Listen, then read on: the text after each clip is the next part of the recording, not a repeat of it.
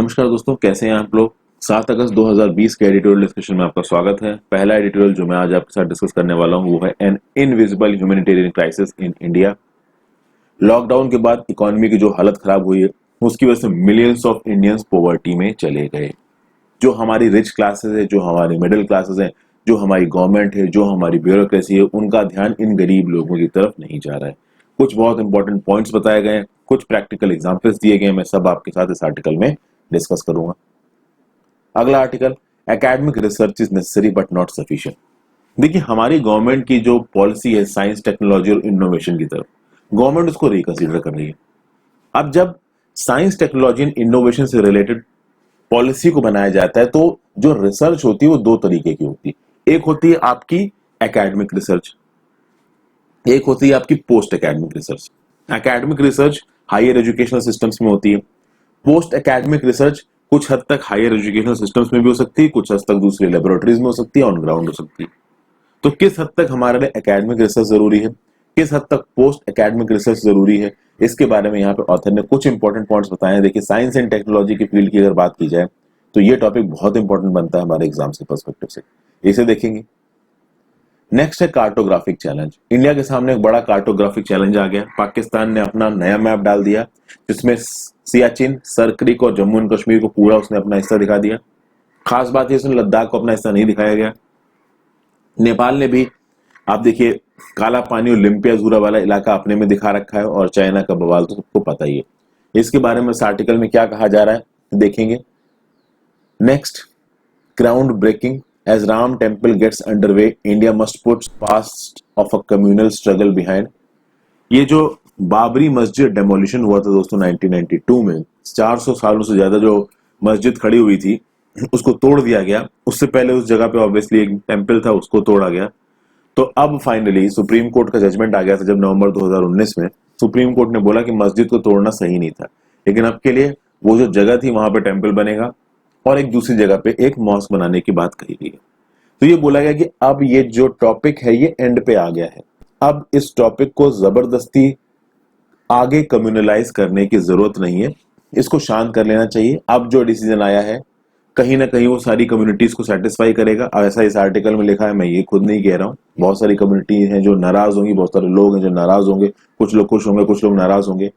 कुल मिला के बात यह है कि कम्युनलिज्म को इन सब चीजों के ऊपर स्ट्राइव नहीं करने देना चाहिए, उसको पनपने नहीं देना चाहिए। तो ये आर्टिकल थोड़ा सा सेंसिटिव इशू पे एग्जाम्स पर्सपेक्टिव से उतना इंपॉर्टेंट तो है नहीं, क्योंकि इसमें बताया जा रहा है कि हमारे प्राइम मिनिस्टर साहब क्या बोल रहे हैं, पार्टीज का क्या रोल रहा है, वो ठीक नहीं है। ठीक है, प्लेसेस ऑफ वर्शिप की बात हो रही है और एग्जाम्स में कभी भी मुस्लिम या हिंदू प्लेसेस ऑफ वर्शिप के बारे में ज्यादा पूछा नहीं जाता है, तो इसको आप चाहो तो स्किप भी कर सकते हो। नेक्स्ट आते हैं, ये आर्टिकल बहुत इंपॉर्टेंट है, can the national education policy fix access to universal education. इसको दोस्तों मैं एक अलग वीडियो में कवर करूंगा, आज या कल उस वीडियो को मैं अपलोड करूंगा। कुल मिला के ये आर्टिकल कवर क्या कर रहा है, disadvantages of national education policy 2020। जो हमारी नेशनल एजुकेशन पॉलिसी आई है उसकी बहुत सारी अच्छाइयां आपको सुनने को मिल रही हैं, मैंने भी उसके ऊपर एक वीडियो बनाई है, सब अच्छी बातें हो रही हैं। लेकिन अब धीरे धीरे करके जैसे जैसे एडिटोरियल्स छपेंगे, नेशनल एजुकेशन पॉलिसी में जो गलतियां हैं वो भी हमारे सामने आएंगी, तो उन गलतियों को इस आर्टिकल में बताया गया है। तो ये मैं एक अलग वीडियो में आपके लिए बनाऊंगा, जल्दी ही वीडियो मिल जाएगी आपको, मोस्ट प्रॉब्ली कल तक। नेक्स्ट है स्ट्रेइंग इनटू ट्रबल्ड वाटर्स। देखिए, इंडिया और पाकिस्तान के जो बाउंड्री है गुजरात वाले रीजन में, वो बाउंड्री काफी एक दूसरे के पास है। तो जो गुजरात के बहुत सारे जो फिशिंग पर्सन्स हैं वो निकल जाया करते हैं फिशिंग करने के लिए, पाकिस्तान के भी बहुत सारे फिशरमैन निकलते हैं, और जो एक दूसरे की नेवी है वो दूसरे कंट्रीज के फिशरमैन को कभी कभी इंटरसेप्ट कर लेती है और जाके अपनी जेलों में बंद कर देती है। तो अब ये बोला जा रहा है कि ये जो फिशरमैन है जो एक दूसरे की जेलों में बंद है, इंडिया के फिशरमैन पाकिस्तान की जेल में बंद है, पाकिस्तान के फिशरमैन इंडिया की जेल में बंद है, तो यहाँ पे कुछ स्टैटिस्टिक्स दिए गए कि कितने फिशरमैन बंद है एक दूसरे की जेलों में और पिछले कुछ सालों में क्या किया गया है इनको छुड़ाने के लिए, इसके बारे में यहाँ पे बातचीत करी गई। और कैसे जो प्रेजेंट माहौल है इंडिया पाकिस्तान के बीच में वो इन फिशरमैन के रिलीज प्रोसेस को डिले कर रहा है, ये देखेंगे। एक और आर्टिकल देखेंगे, वेरीफाई बिफोर रिपोर्टिंग। यहाँ रिपोर्टिंग एथिक्स की बात की गई है। जो कुछ भी दुनिया भर में इवेंट्स हो रहे हैं, जब भी उनकी रिपोर्टिंग आती है तो रिपोर्टर्स के सामने क्या क्या चैलेंजेस आ रहे हैं ये बताया जा रहा है, रिपोर्टर्स को क्या सिखाया जाता है और वो क्या करते हैं ग्राउंड में ये बताया जा रहा है, और कैसे आज के सोशल मीडिया के जमाने में एक जो फेक न्यूज है वो कितनी तेजी से फैलती है और वो फेक न्यूज कितना बड़ा इफेक्ट डाल सकती है एक जगह की हैपनिंग पे, एक जगह की एक्टिविटीज पे, इसके बारे में भी यहाँ पे बातचीत करी गई। तो ये थे आर्टिकल्स जो मैं आज आपके साथ डिस्कस करने वाला हूँ। सबसे पहला आर्टिकल जो आ रहा है, an invisible humanitarian crisis in India, the state and the rich and middle classes remain indifferent as millions slip into chronic hunger and intense poverty. क्या बताया जा रहा है यहाँ पे? लॉकडाउन लगा, लॉकडाउन के बाद माइग्रेंट क्राइसिस को बहुत दिन तक कवर किया गया मीडिया में। अब ज्यादातर वर्कर्स फॉर्चुनेटली अपने घर पहुंच चुके हैं, कुछ की अनफॉर्चुनेटली मृत्यु हो गई। लेकिन ये बोला जा रहा है कि जो इंडिया की लेबर क्लास है, इस लेबर क्लास के बारे में अब ज्यादा रिपोर्टिंग नहीं हो रही है, न ज्यादा न्यूज़पेपर्स रिपोर्ट कर रहे हैं, ना ही ज्यादा टीवी चैनलों में इनको दिखाया जा रहा है। जो इनका हंगर है, जो इनका सडन अनएम्प्लॉयमेंट है, उसका कितना डिवास्टेटिंग इम्पैक्ट पड़ा है इनके ऊपर, ये कहीं पे भी अब कवर नहीं हो रहा है। पुअर की सफरिंग को अब उतना दिखाया नहीं जा रहा है। Rich class, middle class, government, वो सब इन पुअर्स को भूल चुके हैं। यहाँ पे कोई एक एग्जाम्पल लिया है ऑथर ने, यमुना के तट पे दिल्ली में एक शमशान घाट है, वहां पे एक एम्बैंकमेंट है, यमुना पोस्ट, वहां पे 4000 होमलेस लोग रहते हैं। लॉकडाउन से पहले वो कंस्ट्रक्शन में और एक जो छोटे मोटे और जो इनफॉर्मल काम थे उनमें वो लोग काम करते थे, अपना पैसा कमाते थे। उस समय में भी उनको पैसा कम ही मिलता था, लेकिन अब की डेट में उनकी हालत बिल्कुल खराब हो गई है। पहले भी उनके पास पैसा कम था पर फिर भी उनका काम चल जाता था, क्योंकि जो फूड चैरिटीज होती है ना, आप टेम्पल में जाइए तो फ्री में खाना खिलाते हैं, दरगाह में फ्री में खाना खिलाते हैं, गुरुद्वारा में फ्री में खाना खिलाते हैं, वो फ्री में खाना मिलना भी उनको बंद हो गया। पहले दिल्ली गवर्नमेंट अपना एक free cooked food distribution programme चलाती थी। उस प्रोग्राम में ये कहा जाता था कि लमसम 10 लाख लोगों को खाना खिलाया जाता था 1000 सेंटर्स में, वो भी बंद हो गया। तो कुल मिला के यहाँ पे खासकर दिल्ली का कंटेक्स्ट लिया जा रहा है शुरुआत में। तो कुल मिला के लॉकडाउन से पहले, कोविड-19 से पहले बहुत सारे रिलीजियस इंस्टीट्यूशंस में गवर्नमेंट के द्वारा चलाए गए प्रोग्रामों में इन लोगों को खाना मिल जाया करता था, और अब तो वो खाना मिलना भी कम हो गया है।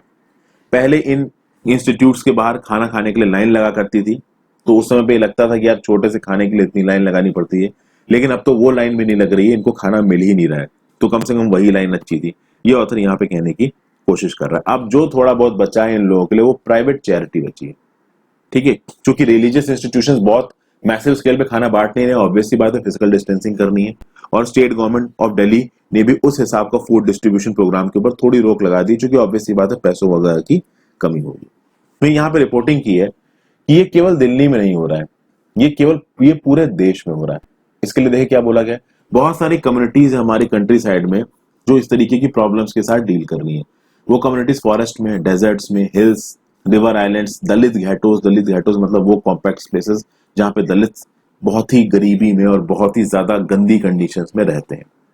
नॉर्मल टाइम्स में सरवाइव कर रहे थे कोविड-19 से पहले, ठीक है। कभी कभी जो इनके परिवार वाले थे जो शहरों में जाके काम कर रहे थे, वो रेमिटेंसेस भेजा करते थे, पैसे भेजा करते थे, जिन पैसों पे ये लोग अपना खर्चा चलाते थे। आज की डेट में इनके ऊपर इतना प्रेशर आ गया कि वो माइग्रेंट जो बाहर गए थे वो वापस घर पे आ चुके हैं, और अब उनका भी खाना पीना देखना है। फिर और कौन लोग सफर कर रहे हैं, तो casual daily wage workers, weavers, artisans, home based workers, rickshaw pullers, street vendors, इन सब की हालत खराब हो गई। पहले भी इनकी हालत कोई बहुत अच्छी नहीं थी, अब तो एक लिमिट से ज्यादा खराब हो गई है। इसमें और कौन कौन लोग आते हैं, देखिए ये भी बोला जा रहा है कि ऑलरेडी बहुत सारे लोग तो पॉवर्टी लाइन के नीचे आ ही गए। ये कहा जा रहा है कि मिलियंस ऑफ न्यू एंट्रेंट्स और आ सकते हैं। तो जो छोटे छोटी कंपनियां हैं, जैसे कि छोटी आप कह लीजिए बिस्कुट बनाने की शॉप हो गई, ईटरी हो गई, छोटा ढाबा हो गया, वहां पे काम करने वाले लोगों की भी नौकरियां जा रही हैं, क्योंकि वहां पे कोई खाने जाता नहीं है, छोटे मोटे बिजनेसेस पूरे बंद हो गए। फिर जो डोमेस्टिक वर्कर्स थे उनकी नौकरियां चली गई, सेक्स वर्कर्स थे, जो प्रोस्टिट्यूट्स थी उनकी नौकरियां चली गई, जो गिग इकोनॉमी में काम कर रहे थे। गिग इकोनॉमी क्या होती है, मतलब एक ऐसा एम्प्लॉयमेंट जहां पे आपको कुछ समय के लिए काम मिलेगा और जब काम खत्म हो जाएगा तो आप निकल लो। मतलब फॉर्मल एम्प्लॉयमेंट नहीं होगा, कॉन्ट्रेक्चुअल एम्प्लॉयमेंट होगा, कुछ समय का एम्प्लॉयमेंट होगा, और वो खत्म करके फिर आप एम्प्लॉयमेंट से निकल जाओ। तो इस गिग इकोनॉमी में जो लोग थे, इनफैक्ट जो लो इनकम प्राइवेट स्कूल्स थे उसमें जो टीचर्स थे, वो लोग जो प्राइवेट ट्यूशन लिया करते थे, सबके पैसे हो गए आने बंद। अब जब सबके पैसे आने बंद हो गए तो करें क्या। अच्छा, अब ये जो हमारे देश के लोग हैं ना, इनको एक चीज बहुत परेशान करती है और वो है हंगर। ये लोग जब इनके पास पैसे नहीं बचते हैं ना, तो इनके डीएनए में एक चीज आ गई कि कैसे हंगर के साथ झीलना है from time immemorial. Chronic hunger के साथ हमारे देश के लोग डेली बेसिस पे डील करते हैं। हालांकि अब जितने लोग डील कर रहे हैं वो बढ़ रहे हैं। क्रॉनिक हंगर की तरफ कैसे जाते हैं ये लोग? शुरू शुरू में तो ये लोग जो न्यूट्रिशियस एलिमेंट होते हैं अपने खाने के उनको अलग करते हैं। तो मिल्क, दाल, वेजिटेबल्स, फ्रूट्स, एग्स, मीट, ये सब खाना बंद कर देते हैं। अब तो ये कहा जा रहा है बहुत सारी फैमिलीज कोर्स चावल खाती हैं।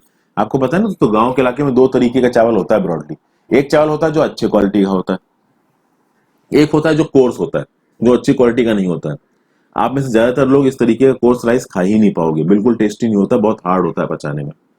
और कुछ लोग रोटी विद सॉल्ट खा रहे हैं। तो मतलब उनकी जो क्वालिटी ऑफ फूड है वो भी गिर गया है और उनकी जो क्वांटिटी ऑफ फूड है वो भी गिर गया है। तो अगला स्टेप क्या है क्रॉनिक हंगर में कि भैया फूड इनटेक को कम करो। पैसा है ही नहीं, तो पैसा है नहीं तो पहली बात तो आप सस्ता मद्दा बेकार क्वालिटी खाना खाओगे। दूसरी बात, आप खाना कम खाओगे ताकि आपकी बॉडी को आदत पड़ जाए कम खाना खाने की। उसके बाद ये भी बोला गया कि पहले बच्चों की अगर बात की जाए, बच्चों की हेल्थ पे, बच्चों की ग्रोथ पे फर्क आता है। अब बच्चे पे पहले स्कूलों में जाते थे और स्कूलों में जाके मिड डे मील स्कीम के तहत खाना खाया करते थे। हॉट कुक्ड मील वो भी बंद हो गया, स्कूल बंद पड़े हैं, तो उनको जो एक न्यूट्रिशियस मील मिलता था वो भी बंद हो गया। उसके बाद स्कूल मान लीजिए कहीं पे खुल भी गया तो पेरेंट्स भेज नहीं रहे स्कूल, क्योंकि पेरेंट्स के पास पैसे ही नहीं बचे हैं। तो पेरेंट्स अब बच्चों से एक्सपेक्ट करते हैं कि वो घर पे रह के कुछ काम धंधा करें, कुछ पैसे घर में लेके आए जिससे घर वाले खा सकें। अब ये स्कूल चले जाएंगे तो काम कौन करेगा? तो हजारों की तादाद में बच्चे वेस्ट के बीच में खाना ढूंढते नजर आ जाते हैं। तो इस तरीके की प्रॉब्लम्स बहुत चल रही हैं दोस्तों, और पूरी दुनिया में इस तरीके की प्रॉब्लम्स चल रही हैं। ग्लोबल रिपोर्ट्स आ रही हैं कि भैया hundreds of millions of people दुनिया भर में एक्सट्रीम पॉवर्टी और हंगर में चले गए। केवल इंडिया में ही नहीं, South East Asia, West Asia, Africa continent, South America, हर जगह पे। डेवलप्ड कंट्रीज थोड़ी वेल ऑफ है क्योंकि वहां के जो सोशल प्रोटेक्शन प्रोग्राम्स हैं वो बहुत अच्छे हैं। एक और स्टैटिस्टिक्स यहाँ पे दिया हुआ है, एक यूनाइटेड नेशंस का यूनिवर्सिटी पेपर है जिसका नाम है प्रिकैरिटी एंड पेंडेमिक, जून 2020 का।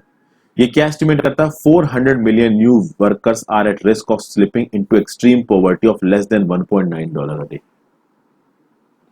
मतलब लगभग 40 करोड़ नए लोग $1.9 प्रतिदिन की कमाई से नीचे आ जाएंगे। और खास बात यह बोला गया है कि the location of global poverty is likely to shift towards middle income country, South Asia, East Asia. हम साउथ एशिया में आते हैं, सबसे बड़ी आबादी हमारे यहाँ है, तो ऑब्वियस सी बात है ये 400 मिलियन में से बहुत मेजर हिस्सा हमारे यहाँ होगा। उसके बाद है कि देखिए ये जो इम्पैक्ट है लॉकडाउन का, ये बड़ा क्यों हो सकता है? बड़ा इसलिए हो सकता है क्योंकि हमारे यहाँ पे pre existing conditions of fragmented और इनसफिशिएंट सोशल प्रोटेक्शन सिस्टम का मतलब ये है, अगर आप डेवलप्ड कंट्रीज में जाएंगे तो वहां पे सोशल प्रोटेक्शन सिस्टम तगड़े हैं। अगर लोग परेशान हैं तो वहां की गवर्नमेंट मदद करने को आएगी। बट इंडिया में, साउथ एशिया और ईस्ट एशिया की दूसरी कंट्रीज में इस तरीके के सोशल प्रोटेक्शन सिस्टम्स नहीं है, तो यहाँ पे लॉकडाउन का इम्पैक्ट बहुत सालों तक रहने वाला है। अब एक और प्रॉब्लम यहाँ पे बताई जा रही है। प्रॉब्लम ये बताई जा रही है कि इतनी टेंशन है और उसके बाद भी at the senior levels of Indian government acknowledgement नहीं है इस क्राइसिस का। ये क्राइसिस कितनी बड़ी है, इस क्राइसिस की डेप्थ कितनी ज्यादा है, लाइवलीहुड्स को किस हद तक ये बर्बाद कर रही है, इसके बारे में senior levels of the Indian government में कोई बातचीत नहीं हो रही है। दूसरी बात, इकोनॉमी को रिवाइव करने के लिए आप देखिए एग्रीकल्चर सेक्टर के बाहर अगर इंडिया में देखा जाए तो नॉन एग्रीकल्चरल सेक्टर में सबसे ज्यादा जॉब देने वाले जो इंटरप्राइजेस है वो है एमएसएमई। तो अब ये बोला जा रहा है कि आप एमएसएमई को सपोर्ट दीजिए, बट गवर्नमेंट एमएसएमई को क्रेडिट दे रही है, फिस्कल ट्रांसफर नहीं दे रही है। अब क्रेडिट और फिस्कल ट्रांसफर के बीच का फर्क क्या है? क्रेडिट का मतलब होता है लोन देना और लोन पे आपको इंटरेस्ट चुकाना होता है। ग्रांट का मतलब होता है पैसा फ्री में बांटना। अब अगर आप लोन लेके कोई इंटरप्राइज चलाओगे तो वो नॉर्मल इकोनॉमी में चलाओगे। ये जो पोस्ट पैंडेमिक इकोनॉमी है इसमें ज्यादातर लोग बिजनेस से बचेंगे। अब देखिए एक पर्सन जो रेस्टोरेंट खोलने की सोच रहा है, क्या वो अब रेस्टोरेंट खोलेगा? वो सोचेगा रेस्टोरेंट खोलने का फायदा क्या, पूरी दुनिया तो फिजिकल डिस्टेंसिंग कर रही है, रेस्टोरेंट में खाने कौन आएगा? और अगर गवर्नमेंट फ्री में लोन बांटे, फिजिकल ट्रांसफर दे, तो उस केस में एक पर्सन रिस्क लेके रेस्टोरेंट खोल भी देगा। जहां पे गवर्नमेंट क्रेडिट दे रही है और इंटरेस्ट वापस मांग रही है, वहां पे जो पर्सन्स हैं, जो एमएसएमईज हैं, ये रिस्क लेने को तैयार है नहीं। तो ये प्रॉब्लम आ रही है। उसके आगे चलते हैं। फिर Second, governments also sought to revive the broken economy by excluding workers from regimes of labor rights protection, ostensibly for attracting capital investment. जब इस तरीके का पैंडेमिक आया तो जितने भी लेबर राइट प्रोटेक्शंस थे ना उनको रिलैक्स कर दिया गवर्नमेंट्स ने, ज्यादातर स्टेट गवर्नमेंट्स ने। मतलब कि जब पैंडेमिक लगा, प्राइवेट कंपनीज बंद हो गई, तो उन प्राइवेट कंपनी ने सरकार से मदद मांगी और सरकार ने बोला कि ठीक है हम लेबर लॉस को रिलैक्स करेंगे। ये लेबर तो पहले से ही परेशान थे और आपने इन लेबर लॉस को और रिलैक्स कर दिया।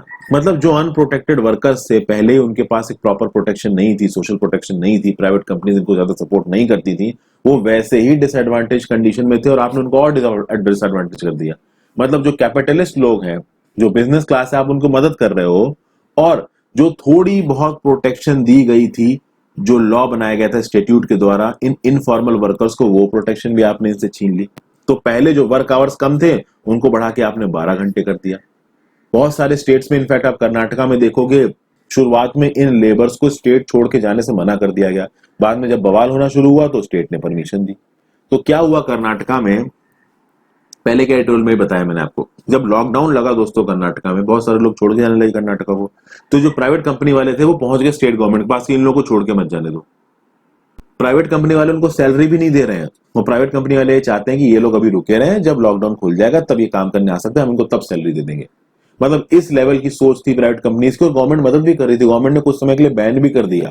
गवर्नमेंट ने बोला कि माइग्रेंट वर्कर्स छोड़ के नहीं जा सकते। बाद में जब प्रेशर पड़ा गवर्नमेंट में तो गवर्नमेंट ने फिर श्रमिक ट्रेन चला के इनको जाने दिया। हालांकि श्रमिक ट्रेन सेंट्रल गवर्नमेंट की तरफ से चली थी, ये स्टेट गवर्नमेंट का मैटर था। तो ये सब बातें दोस्तों बोली गई हैं, ठीक है। 12 घंटे की शिफ्ट कर दी काम करने की, 12 घंटे की शिफ्ट लेबर लॉस के अकॉर्डिंग नहीं है। तो लेबर लॉस को काफी सारा, मतलब आप कह सकते हैं रिलैक्स किया गया यहाँ पे, जो कि एक अच्छा प्रेसिडेंट नहीं है। इस समय पे जरूरत है इन लोगों की मदद करने की और उल्टा इन लोगों के ऊपर हम लोग टाइटनेस लगा रहे हैं। फिर पैंडेमिक से पहले भी हालत कुछ बहुत अच्छी नहीं थी। अगर इंडिया की रैंक देखा जाए ग्लोबल हंगर रिपोर्ट ऑफ 2019 में 102nd थी, जो कि नेपाल, पाकिस्तान और बांग्लादेश, ओके, इनसे भी पीछे थी। 117 कंट्रीज में 102 नंबर पे इंडिया था, नेपाल, पाकिस्तान, बांग्लादेश से पीछे। हमारे यहाँ पे जो एम्प्लॉयमेंट था वो ऑलरेडी 45 ईयर हाई पे था और इकोनॉमी भी नीचे गिर रही थी। और अब कोविड-19 ने तो बिल्कुल ही सब कुछ तोड़ के रख दिया है। खासकर कोविड-19 अब जब बिहार और उत्तर प्रदेश में एंट्री मार रहा है, बिहार और उत्तर प्रदेश की जो पब्लिक हेल्थ सिस्टम है वो तो और बेकार है। ऊपर से हमारे पब्लिक हेल्थ सिस्टम में प्राइवेट प्लेयर्स डोमिनेंट है और वो कॉमर्शियल बेसिस पे काम करते हैं। गवर्नमेंट के जो पब्लिक हेल्थ इंफ्रास्ट्रक्चर है वो बहुत ज्यादा प्रेशर के अंदर में। और इस समय पे गवर्नमेंट क्या कर रही है, तो गवर्नमेंट राम जन्मभूमि विवाद में इन्वॉल्व हो रही है। गवर्नमेंट अलग अलग जगहों पे, मणिपुर में, राजस्थान में गवर्नमेंट गिराने की कोशिश कर रही है। मिलिट्री एयरक्राफ्ट खरीदे जा रहे हैं, हालांकि मिलिट्री एयरक्राफ्ट खरीदना यहाँ पे जस्टिफाइड है, रीजन भी चाइना का स्टैंड ऑफ। तो कुल मिला के एक बड़ी फाइट जरूरी है कोविड-19 से और उन लोगों की मदद करने की जरूरत है जो इस कोविड-19 के लॉकडाउन से एक लिमिट से ज्यादा जूझ रहे हैं। ये इस आर्टिकल में बोला गया। अगले आर्टिकल की तरफ चलते हैं। Academic research is necessary but not sufficient. Investment in research can translate into national development only through pursuit of post academic research. यहां मेनली बात हो रही है पोस्ट एकेडमिक रिसर्च की। देखिए दोस्तों, हमारे जो गवर्नमेंट है वो साइंस, टेक्नोलॉजी और इनोवेशन की पॉलिसी को रिविजिट कर रही है। और अगर आपको साइंस, टेक्नोलॉजी और इनोवेशन को इंप्रूव करना है तो हमारे हायर एजुकेशनल इंस्टीट्यूशंस में जो पढ़ाई चल रही है उसको इंप्रूव करना पड़ेगा। बहुत सारे रिसर्च ग्रांट्स देनी पड़ेंगी ताकि रिसर्च में लोग इन्वॉल्व हो सके। लेकिन अब रिसर्च कैसी, ये यहाँ पे एक बहुत बड़ा सवाल है। अब कैसी रिसर्च हो, इसकी अगर बात की जाए दोस्तों, तो एक अप्रोच है जो कि नासा, जो कि प्रीमियर स्पेस एजेंसी है अमेरिका की, वो ये अप्रोच को लेके आई है। ये अप्रोच क्या बोलती है कि देखिए, रिसर्च को आप टेक्नोलॉजी रेडीनेस लेवल के बेसिस पे देखिए। ये टेक्नोलॉजी रेडीनेस लेवल एक मेजरमेंट सिस्टम है जो एक पर्टिकुलर टेक्नोलॉजी के मैच्योरिटी लेवल को बताता है। इसमें आप क्या कर सकते हो, TRL1। तो TRL1 मतलब टेक्नोलॉजी रेडीनेस लेवल 1। ये क्या बोलता है, basic principles of that technology की बात करता है। और वो basic principles of that technology किस तरीके से काम कर रहे हैं, उनमें क्या खामियां हैं, कितनी अच्छी हैं, ग्राउंड लेवल पे इनका इंप्लीमेंटेशन कैसा रहा, इसके ऊपर काफी सारी स्टडी करते हैं लोग और फिर अपने पेपर पब्लिश करते हैं। तो TRL1 जो इनिशियल स्टेजेस हैं किसी भी रिसर्च में, उसमें पब्लिकेशन होता है। ज्यादातर केसेस में दोस्तों आप देखोगे जो पोस्ट डॉक्टोरल स्टडीज होती हैं बड़े बड़े रिसर्च इंस्टीट्यूट्स में, वहां पे जो रिसर्च स्कॉलर्स पढ़ते हैं वो अपने पेपर्स को पब्लिश करते हैं और अपने इन पेपर के पब्लिकेशन के थ्रू वो अपना इंसाइट देते हैं किसी एक पर्टिकुलर टेक्नोलॉजी में। और कभी कभी इन्हीं पब्लिक हुए पेपर से हम किसी एक पर्टिकुलर रिसर्च स्कॉलर के काबिलियत को जानते हैं। आप देखिए दोस्तों, हार्वर्ड से, मैसाचुसेट्स से इंडिया के उन रिसर्च स्कॉलर्स को बहुत सारे इनविटेशंस आते हैं जिन्होंने तगड़े पेपर्स पब्लिश किए। तो नो डाउट इन पेपर को पब्लिश करने से आप एक टेक्नोलॉजी के अंदर अपनी इनसाइट को दुनिया के सामने रखते हो। वहीं पे TRL-2 क्या है नासा के हिसाब से? This corresponds to the formation of technology at the level of concept, then the TRL framework advances to proof of concept. TRL-2 में क्या हो रहा है कि भैया किसी भी एक नई टेक्नोलॉजी या एक एग्जिस्टिंग टेक्नोलॉजी में कोई रेवोल्यूशनरी चेंज करना हो तो उसकी कंसेप्ट बिल्डिंग को शुरू करना। जब भी एक नई टेक्नोलॉजी बनती है दोस्तों तो उस टेक्नोलॉजी को एक कंसेप्ट पे बनाया जाता है या किसी एक एग्जिस्टिंग टेक्नोलॉजी में वैल्यू एडिशन करने के लिए, मॉडिफाई करने के लिए नए कंसेप्ट्स बनाने पड़ते हैं। तो TRL-2 में ये नए कंसेप्ट्स बनाए जाएंगे। उसके बाद अगले फ्रेमवर्क में प्रूफ ऑफ कंसेप्ट, जो आपने नए कंसेप्ट बनाए हैं वो कितने वायबल हैं, क्या वो ग्राउंड लेवल पे अप्लाई हो सकते हैं, नहीं हो सकते, उनमें क्या खामियां हैं, क्या कमियां हैं, प्रूफ ऑफ कंसेप्ट ढूंढा जाएगा और फिर उस प्रूफ ऑफ कंसेप्ट को एक लेबोरेटरी के एनवायरनमेंट में टेस्ट किया जाएगा। उसके बाद एक एनवायरनमेंट में उसको ग्राउंड लेवल पे डिप्लॉय किया जाएगा। तो TRL-1, TRL-2, उसके आगे और बहुत सारे ऐसे लेवल्स हैं जिसमें रिसर्च को कंडक्ट किया जाता है। ये नासा की एक स्टडी बोलती है। अब अगर इस TRL-1 और TRL-2 को इंडिया में जो एकेडमिक रिसर्च होती है उससे कंपेयर किया जाए तो आप एक बार के लिए कह सकते हो कि जो TRL-1 बताया ये करस्पॉन्ड करता है एकेडमिक रिसर्च को, और जो मैंने आपको TRL-2 बताया और TRL-2 and subsequent plus subsequent steps, ये करस्पॉन्ड करता है पोस्ट एकेडमिक रिसर्च को। अब ये एकेडमिक रिसर्च और पोस्ट एकेडमिक रिसर्च क्या है दोस्तों, इसको आपको समझना पड़ेगा। हमारे देश में जो ज्यादातर एकेडमिक रिसर्च होती है वो हायर एजुकेशन इंस्टीट्यूशंस में होती है। For example Indian institute of science in Bangalore, Indian institute of technology India भर में है। तो इन हायर एजुकेशनल इंस्टीट्यूशंस में जो बच्चे टेक्नोलॉजी में इंटरेस्टेड हैं वो वहां पे पढ़ते हैं, अपनी रिसर्च करते हैं और मोस्ट प्रोबेबली पेपर पब्लिश करते हैं। तो एकेडमिक रिसर्च यानी पढ़ाई के दौरान जो रिसर्च होती है उसको बोला जाता है एकेडमिक रिसर्च। उसमें ये लोग बातचीत करते हैं, देखते हैं कि कौन सी टेक्नोलॉजी आगे बढ़ रही है, नहीं बढ़ रही है। और एक रिसर्च होती है जो आपके एकेडमिक करिकुलम के खत्म होने के बाद शुरू होती है, जिसको बोला जाता है post academic research. Academic research में एक छोटी प्रॉब्लम बताई जा रही है, यहाँ पे डायरेक्टली इनडायरेक्टली समझ लीजिए कि भाई पढ़ाई के समय पे जो रिसर्च आप करते हो वो लिमिटेड होती है। इंडिया में खासकर जहां पे आपको डिग्री का प्रेशर होता है, डिग्री लेने का, अच्छे ग्रेड्स लाने का, जो मेन रिसर्च इंडिया में होगी वो होगी पोस्ट एकेडमिक रिसर्च। क्योंकि पोस्ट एकेडमिक रिसर्च में जो कुछ भी आपने एकेडमिक से सीखा है, जो कुछ भी आपने पेपर पब्लिश किए, उन पेपर में पब्लिश किए हुए कंसेप्ट्स को अब आप यहाँ पे पोस्ट एकेडमिक रिसर्च में अप्लाई करते हो। इंडिया के कंटेक्स्ट में ये बात की जा रही है कि एकेडमिक रिसर्च और पोस्ट एकेडमिक रिसर्च दोनों बहुत जरूरी है, लेकिन देखा जाए तो पोस्ट एकेडमिक रिसर्च ज्यादा जरूरी है। क्योंकि एकेडमिक रिसर्च के दौरान तो आप कॉलेजेस में पढ़े, जो पोस्ट एकेडमिक रिसर्च होती है बहुत वाइड फील्ड है दोस्तों। इसको 3-4 स्टेजेस में तोड़ा जा सकता है। Early stage post academic research बोल सकते हो आप, late stage post academic research बोल सकते हो आप। तो जो late stage post academic research होगी वो बड़ी बड़ी लेबोरेटरीज में होगी।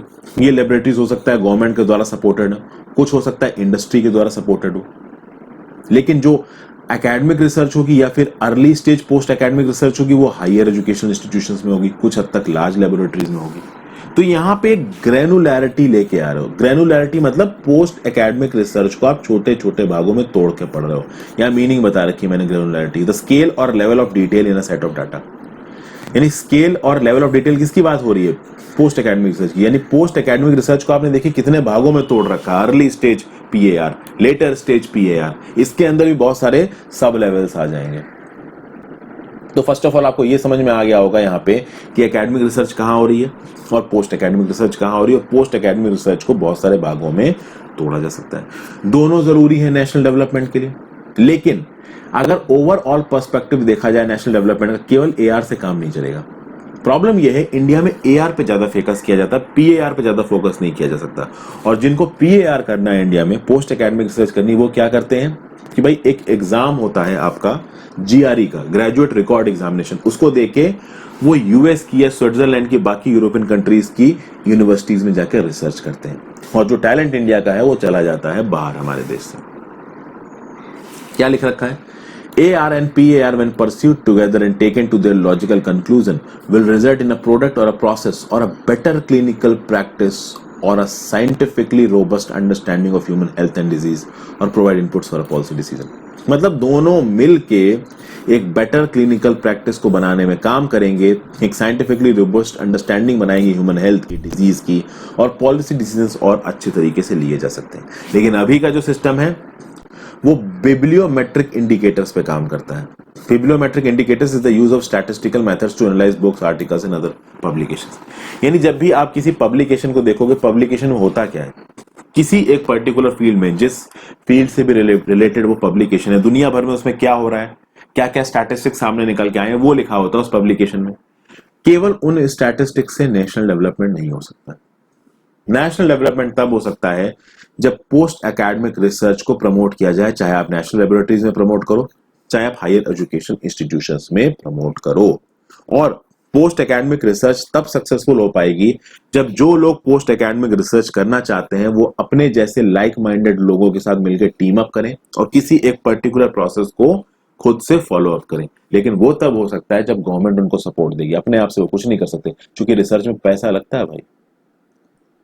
और एक्चुअली में दोस्तों, ये जो ग्लोबल सप्लाई चेन को शिफ्ट करने की बातचीत करी जा रही है, जो इंडस्ट्रीज आके इंडिया में अपने बिजनेस ऑपरेशन को सेटअप करना चाहती हैं, वो ये बात बोलती है कि इंडिया में जो रिसर्च प्रोफेशनल्स हैं, they are only academic research professionals, there is no post academic research. सारे के सारे पोस्ट एकेडमिक रिसर्च कहां चली गई? यूएस, यूरोप और चाइना जैसी कंट्रीज में।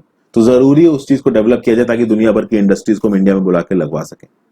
जैसे फॉर एग्जाम्पल, एक एग्जाम्पल है कि अगर इलेक्ट्रोकेमिस्ट्री में रिसर्च हो रही है तो उसके साथ साथ बैटरी टेक्नोलॉजीज को भी डेवलप करना चाहिए, क्योंकि battery technology is very much related to electrochemistry.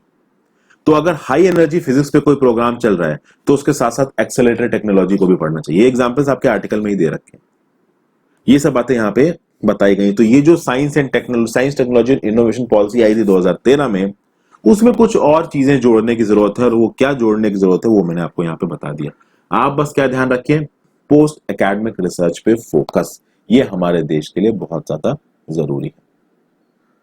अगले आर्टिकल पे आते हैं, cartographic challenge. Pakistan's new map is intended to provoke India and internationalize the border issue. भैया पाकिस्तान के साथ तो बवाल चलता ही रहता है। सबसे पहले तो देखिए यहां पे अगर मैप देखें, अच्छा मैप अगले वाले आर्टिकल में शायद आएगा। ये जो पाकिस्तान का नया मैप है, this is basically intended to provoke India and internationalize the border dispute. अभी अभी पाकिस्तान ने अपना नया मैप इशू किया और उस नए मैप में पाकिस्तान ने पूरे के पूरे जम्मू एंड कश्मीर को अपना दिखाया, सियाचिन को अपना दिखाया, सर क्रीक को अपना दिखाया। देखिए जम्मू एंड कश्मीर को कभी पूरी तरीके से पाकिस्तान ने अपना नहीं दिखाया था। जम्मू एंड कश्मीर को हमेशा पाकिस्तान ने बोला था कि this is a disputed territory. क्यों? क्योंकि जम्मू एंड कश्मीरी लोगों को पाकिस्तान ये बताना चाहता था कि आप एक अलग स्टेट हो।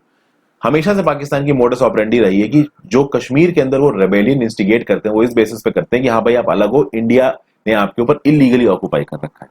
लेकिन अब जब हमने पूरी तरीके से रीऑर्गेनाइजेशन कर दिया जम्मू एंड कश्मीर का, तो पाकिस्तान क्या बोल रहा है? जम्मू एंड कश्मीर हमारा, सियाचिन हमारा, सर क्रीक हमारा, और उसके बाद जूनागढ़ भी हमारा। जूनागढ़ पे तो कोई प्रॉब्लम ही नहीं थी। सरदार वल्लभ भाई पटेल ने जूनागढ़ को अपने से मिला लिया था। इसके मुस्लिम नवाब थे जो कि पाकिस्तान के सपोर्ट में थे, लेकिन जो जनता थी वो इंडिया के सपोर्ट में थी।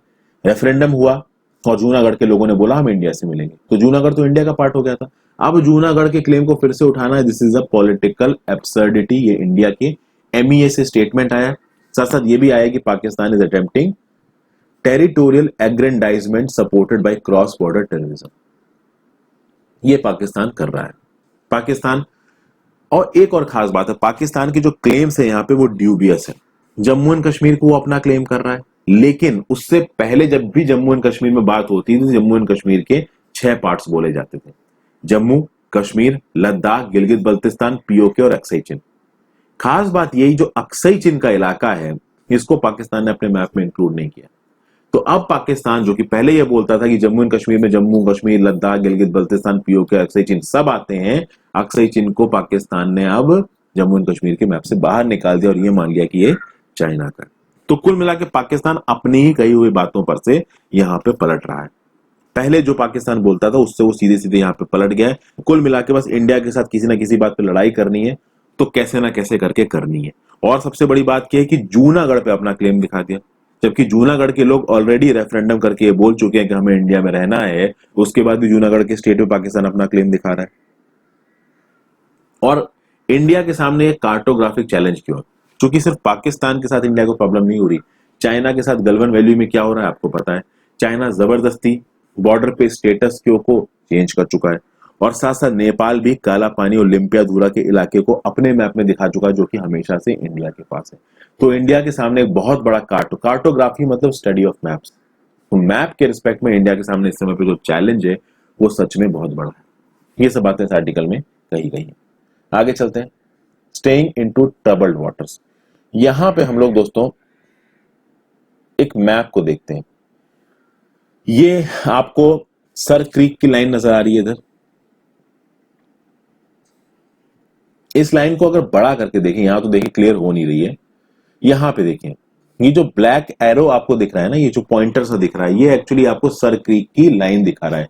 इस मैप में जो आपको सर क्रीक की लाइन दिख रही है वो इस काले काले डॉट के पास है जो आपको यहां मैप में नजर आ रहा है। ओके, अब इस आर्टिकल में दोस्तों कुछ जगहों की नाम बात की गई है। कौन कौन सी जगहों के बारे में बात किया गया ये भी मैं आपको बता देता हूं। पोरबंदर, मंगरोल, वेरावल और union territory of Diu. Union territory of Diu आप खुद मैप में सर्च मारिए, देखिए पोरबंदर, मैंगरोल और वेरावल मैं आपको दिखाता हूं। ये गुजरात दिख रहा है आपको, जो बोल्ड पोर्शन है। इसको अगर मैं मैप को जूम इन करता हूं तो अब आप देखिए ये जो सौराष्ट्र वाला रीजन है, इसके वेस्टर्न कोस्ट पे पोरबंदर भी नजर आ रहा है आपको, मैंगरोल भी नजर आ रहा है, वेरावल भी नजर आ रहा है। ऊपर की तरफ द्वारका दिख रहा है, द्वारका से नीचे चले पोरबंदर, मैंगरोल, वेरावल। क्या होता है कि कभी कभी जो यहाँ के फिशरमैन होते हैं और गुजरात के दूसरे जगहों के इलाके के जो फिशरमैन होते हैं, ये जो आपको ऊपर नखतराना और इस सर क्रीक के आसपास का जो इलाका है, मांडवी के आसपास का जो इलाका है, यहां से कई बार जो फिशरमैन होते हैं वो फिशिंग करने के लिए निकलते हैं। वो इंटरनेशनल वाटर्स में जाते हैं, बट वो जो इंटरनेशनल बॉर्डर्स हैं, वाटर है, उस इंटरनेशनल वाटर में पाकिस्तान की नेवी भी घूम रही है, उस इंटरनेशनल वाटर में इंडिया की नेवी भी घूम रही है। कभी कभी क्या होता है कि दूसरे देश के फिशरमैन को दूसरे देश की नेवी इंटरसेप्ट कर लेती है, यानी इंडिया के फिशरमैन को पाकिस्तान की नेवी इंटरसेप्ट कर लेगी, पाकिस्तान के फिशरमैन को इंडिया की नेवी इंटरसेप्ट कर लेगी, और फिर ये लोग को जाके वहां की जेलों में बंद कर दिया जाता है। एक बार ये वहां की जेलों में बंद हो जाए तो इनका कट टूट जाता है अपनी फैमिली से। फिर इनकी फैमिली जो कि गुजरात में, उनको पता ही नहीं चल रहा है कि उस लेडी को पता ही नहीं चल रहा है कि उसका हस्बैंड जो कि पाकिस्तान की जेल में बंद है वो कैसा है, अच्छा है भी कि जिंदा है कि मर गया, मतलब मालूम ही नहीं पड़ता है। और उनका क्राइम क्या था कि भाई वो फिशिंग कर रहे थे, मिड सी में चले गए। अब देखिए कोस्ट के पास तो मछली मिलती नहीं है, मछली मिलने के लिए डीप सी में जाना पड़ता है। जैसे जैसे आप डीप सी में जाओगे, आप इंटरनेशनल वाटर्स में जाओगे, वहां पाकिस्तान की नेवी भी घूम रही है, कभी कभी वो आपको पकड़ के ले जाएगी। अगर इंडियन नेवी का शिप कोई पास में है तो शायद वो आपको बचा ले, नहीं है तो फंस गए। यहां पे एक लिस्ट भी एक्सचेंज हुई है। ये बोला गया है कि इंडिया पाकिस्तान ने एक लिस्ट ऑफ प्रिजनर्स को एक्सचेंज किया। 1 जुलाई तक 200 इंडियन फिशरमैन और 54 इंडियन सिविलियन प्रिजनर्स हैं पाकिस्तान की जेलों में। वहीं पे इंडिया में 97 पाकिस्तानी फिशरमैन और 265 सिविलियन प्रिजनर्स बंद हैं। तो एक बड़े अमाउंट में एक दूसरे के लोग बंद हैं। हालांकि इंडिया के फिशरमैन पाकिस्तान की जेलों में ज्यादा हैं, पाकिस्तान के फिशरमैन कंपैरेटिवली इंडिया की जेलों में कम है। तो अब जब दोनों साइड की कंट्रीज ने रिकॉग्नाइज किया कि हाँ भाई इतने फिशरमैन एक दूसरे की कंट्री में बंद हैं तो उनको छोड़ना चाहिए। लेकिन इस समय पे इंडिया पाकिस्तान का माहौल में इतनी ज्यादा गर्मा गर्मी है, पाकिस्तान लगातार ये इल्जाम लगाता रहता है कि जो इंडिया के लोग हमारी तरफ आ रहे हैं ये स्पाइज हैं, तो इन बेसिस पे इन फिशरमैन को जो छोड़ने का प्रोसेस है ना वो बहुत धीमे हो गया है। ये स्टैटिस्टिक्स यहां पे भी लिखा हुआ है। As of 1 July 270 Indian fishermen, 54 civilian prisoners are in Pakistan prison, 97 Pakistani prisoners and 265 civilian prisoners in Indian jails. Okay? अब देखिए इस इशू को एड्रेस करने के लिए इंडिया पाकिस्तान ने क्या किया। 2008 में एक जुडिशियल कमेटी बनाई गई जहां पे दोनों जगह से चार रिटायर्ड जजेस को शामिल किया जाएगा। तो इंडिया 4 रिटायर्ड जजेस को नॉमिनेट करेगा, पाकिस्तान 4 रिटायर्ड जजेस को नॉमिनेट करेगा। ये जजेस एक दूसरे की कंट्री में प्रिजनर्स को विजिट करेंगे, देखेंगे कि इन प्रिजनर्स को क्या कंज्यूलर एक्सेस मिल रहा है उस देश में, क्या उनके केसेस पे कोई बातचीत हो रही है, क्या उनके रिलीज रिपैट्रिएशन पे काम चल रहा है, उनकी हेल्थ कंडीशन कैसी है, उनको किस तरीके से रखा जा रहा है, वुमेन प्रिजनर्स के क्या हालात हैं, इन सब चीजों पे ये लोग स्टडी करेंगे। अब देखा जाए तो इस जो जजेस वाली मीटिंग है ये लास्ट टाइम 2013 में हुई थी। 2008 में इसकी शुरुआत हुई, 2013 में लास्ट टाइम इसकी मीटिंग हुई। 2013 के बाद अगली मीटिंग होनी थी इसकी 2018 में। 2018 में इंडिया ने 4 जजेस को नॉमिनेट किया, बट पाकिस्तान ने अपनी तरफ से किसी को भी नॉमिनेट नहीं किया और उसके बाद से बातचीत ठंडे बस्ते में चली गई, कोई बातचीत हो ही नहीं रही है। तो बात यहाँ पे ये समझ में आ रही है कि ऐसा तो है नहीं कि सिर्फ इंडिया वाले ही पाकिस्तान में बंद है, पाकिस्तान वाले भी इंडिया में बंद है। तो कुल मिला के समझ में ये आ रहा है कि शायद पाकिस्तान अपने ही लोगों को छुड़ाना नहीं चाहता है। पाकिस्तान को इस बात में ज्यादा मजा आ रहा है कि वो इंडियन फिशरमैन को अपने यहाँ उन्होंने बंद करके रख रखा है। अब इन फैमिलीज की पॉइंट को समझिए। जिन फैमिलीज के जो मेन है जो कि दूसरों की जेलों में जाके बंद है, पाकिस्तान की जेलों में जाके बंद है, उनकी हालत को समझने की कोशिश कीजिए।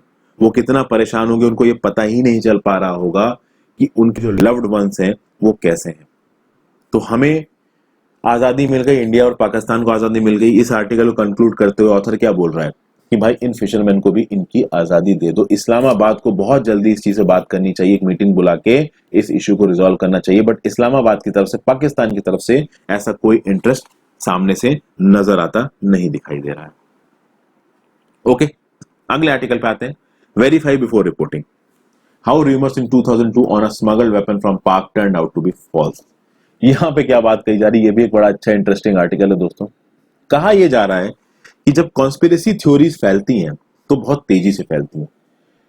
अभी रिसेंटली बेरूत में ब्लास्ट हुआ, लेबनान की कैपिटल में, और उस ब्लास्ट के बाद जो डोनाल्ड ट्रंप थे उन्होंने कंट्रोवर्शियल स्टेटमेंट दे दिया। हालांकि ट्रंप की तो ये आदत है, वो कुछ भी बोल देते हैं, शायद बोलने से पहले ज्यादा कुछ सोचते नहीं है।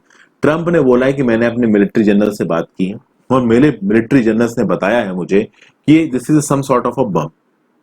अब डोनाल्ड ट्रंप ने तो इनडायरेक्टली ये बोल दिया कि हाँ भाई ये एक बम की तरह है जो फटा है, शायद किसी ने इसको इंटेंशनली करवाया है। बाद में जो यूएस मिलिट्री है उसने मना किया कि नहीं नहीं भाई ऐसा कुछ भी नहीं है।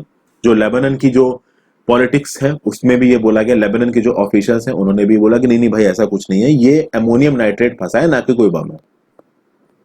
कुल मिला के बात यह कि यहाँ पे जर्नलिस्ट के सामने क्या प्रॉब्लम है।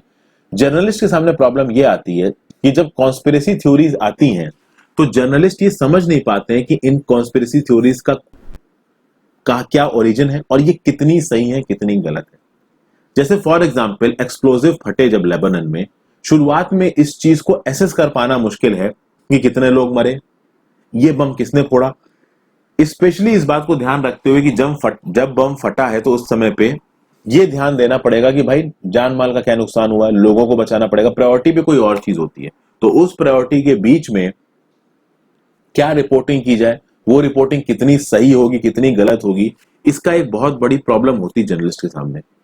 जर्नलिस्ट को ट्रेनिंग किस चीज की दी गई है, गेट इट राइट, लेकिन वो क्या कर रहे हैं, गेट इट फर्स्ट कर रहे हैं। तो ट्रेनिंग के दौरान जर्नलिस्ट को बोला जाता है कि गेट इट राइट, आप जो कुछ भी रिपोर्ट कर रहे हैं वो सही रिपोर्ट करिए, लेकिन वो एक्चुअली में गेट इट फर्स्ट के चक्कर में अगर गेट इट राइट वॉयलेट भी हो जाए तो वो कर देते हैं। अब इसके कुछ इंटरनेशनल आउटकम्स बताए गए। अगर गलत रिपोर्टिंग हो तो उस गलत रिपोर्टिंग के चलते क्या क्या हो सकता है, इसके बारे में कुछ एग्जांपल्स दिए हैं यहाँ ऑथर ने। जैसे फॉर एग्जांपल एक र्यूमर फैला कि एक स्टूडेंट है मार्टिन स्मिथ नाम का, उसको पुलिस ने मार दिया। बाद में ये रूमर गलत था, लेकिन मार्टिन स्मिथ नाम के बच्चे को पुलिस ने मारा है। जैसे ये रूमर फैला, इस रूमर से क्या आ गया, चेकोस्लोवाकिया में वेलवेट रेवोल्यूशन आ गया, और इस वेलवेट रेवोल्यूशन के चलते जो कम्युनिस्ट रिजाइम है उसकी सरकार गिर गई कंट्री में, और वैक्लाव हेवल पावर में है। 1989 की बात है दोस्तों। लगभग 2/3 66% ऑफ द पॉपुलेशन ने पार्टिसिपेट किया, लगभग 67% ऑफ द पॉपुलेशन ने इन प्रोटेस्ट में पार्टिसिपेट किया। तो देखिए कैसे एक फेक न्यूज में, अब जरूरी नहीं कि fake news is the only responsible, वहां के लोग ऑलरेडी पहले से बहुत परेशान हो गए, बट शुरुआत किससे हुई, एक फेक न्यूज से हुई, और इस फेक न्यूज ने पूरा का पूरा वेलवेट रेवोल्यूशन ले आया चेकोस्लोवाकिया में, जिससे कम्युनिस्ट सरकार गिर गई। हजारों की तादाद में, हजारों लाखों की तादाद में लोग प्राग की सड़कों पर उतर आए। उसी तरीके से गुजरात 2002 के वायलेंस की स्टोरी को जब ये कवर कर रहा था ऑथर, यहाँ पे जो ऑथर है उन ऑथर का शायद नाम नहीं दे रखा है, नहीं दे रखा, सुहासिनी हैदर। तो ये क्या बोल रहे हैं, ये कह रहे हैं कि 2002 का वायलेंस जब ये कवर कर रहे थे उस समय पे लोकल न्यूज़पेपर में खबर छपी। लोकल न्यूज़पेपर ने बोला कि पाकिस्तान से रॉकेट लॉन्चर स्मगल होकर इंडिया में आ रहे हैं। अब गुजरात 2002 वायलेंस चल रहा है, जैसे इस मॉब को पता चला कि भाई पाकिस्तान से रॉकेट लॉन्चर्स आ रहे हैं, तो जितने भी वहां के ट्रेडर्स थे ना गुजरात के, वो डर गए। उनको लगा कि भैया हमें ना पकड़ लिया जाए इस डर के मारे कि रॉकेट लॉन्चर्स आ रहे हैं। बवाल बैठ गया, भाई रॉकेट लॉन्चर्स आए हैं, तबाही मचेगी, अटैक कराया जाएगा। तो ऑथर बोल रहा है कि मैं भी ये देखने लगा कि हाँ भाई कहाँ पे रॉकेट लॉन्चर्स आए हैं। तो ये देखने के लिए कि कौन से रॉकेट लॉन्चर्स आए हैं और किसके लिए इतना बवाल चल रहा है टेलीविजन शोज में और लोग इतने भड़के हुए हैं, ये पुलिस स्टेशन में गए। जब पुलिस स्टेशन में गए तो जो लोग थे, जो पुलिस वाले थे, वो थोड़े से शांत पड़े हुए थे, ज्यादा कुछ बोल नहीं रहे थे। फाइनली जब इन्होंने अपनी आर्मरी खोली, एक छोटी सी कबर्ड थी, उन्होंने जब अपनी आर्मरी खोली, उस आर्मरी पे 2 पी शूटर्स क्या होता है, छोटी छोटी बंदूकें टाइप की होती हैं दोस्तों, बड़ी नहीं, छोटी बंदूकें जो दूर तक एक प्रोजेक्टाइल के फॉर्म में एक वेपन को फेंकती है। कभी कभी इनको चिड़िया मारने के लिए इस्तेमाल किया जाता है। ये पी शूटर्स रखे थे और इन पी शूटर्स के बेसिस पे ये टेलीविजन शो वाले और जो लोकल न्यूज़पेपर वाले थे उन्होंने बवाल मचा के रख दिया कि भाई पाकिस्तान से रॉकेट लॉन्चर्स आए हैं और इंडिया में बवाल मचाने के लिए।